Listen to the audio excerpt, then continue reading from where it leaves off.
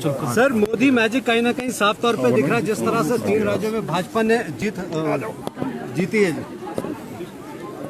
स्वाभाविक रूप से जो हमारी उम्मीद थी कि नरेंद्र भाई मोदी जी का मैजिक आज से नहीं, पिछले 10 वर्षों से इस देश में चल रहा है, देश में नहीं दुनिया तक वो चल रहा है, और इसका असर निश्चित रूप से होगा। जिन 4 राज्यों में चुनाव अभी होकर के आज इनके परिणाम निकले, उसमें परिणाम में आपको देखने को मिला होगा, बहुत शानदार जीत भारतीय जनता पार्टी की हुई है।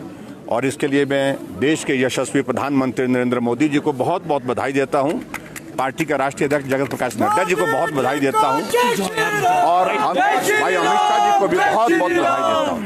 और निश्चित रूप से इस बात को मान करके चलिए कि ये दौर अब बहुत तेजी से आगे बढ़ेगा। 2024 में पूरे देश भर में भारतीय जनता पार्टी की सीटों का आंकड़ा पीछे की तुलना में और ज्यादा बढ़ेगा। सर, एक प्रदेश में क्या इसका असर पड़ेगा जी? हिमाचल प्रदेश में इन चुनाव नतीजों देखिए, पार्टी के कैडर में हौसला बढ़ता है। जो झूठी गारंटियों का एक दौर शुरू हुआ था जिस राज्य से, उसी राज्य में उसको दफन कर दिया।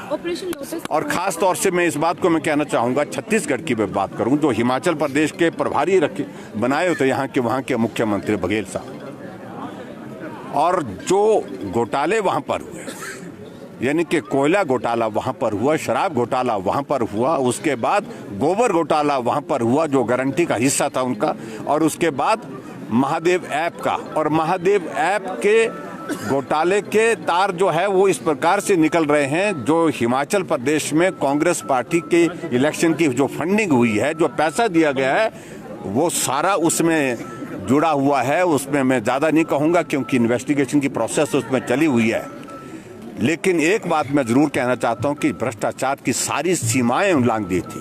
राजस्थान में लाल डायरी का क्या मतलब है?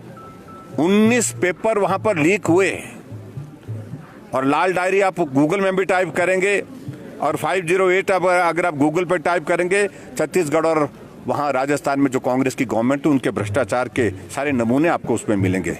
इसलिए उन सरकारों को उखाड़ फेंकना बहुत आवश्यक था। और सबसे बड़ी प्रसन्नता की बात हमको इस बात की भी है, मध्य प्रदेश जहाँ 18 वर्षों से भाजपा की सरकार चल रही थी, वहाँ फिर भाजपा की सरकार सत्ता में आई है।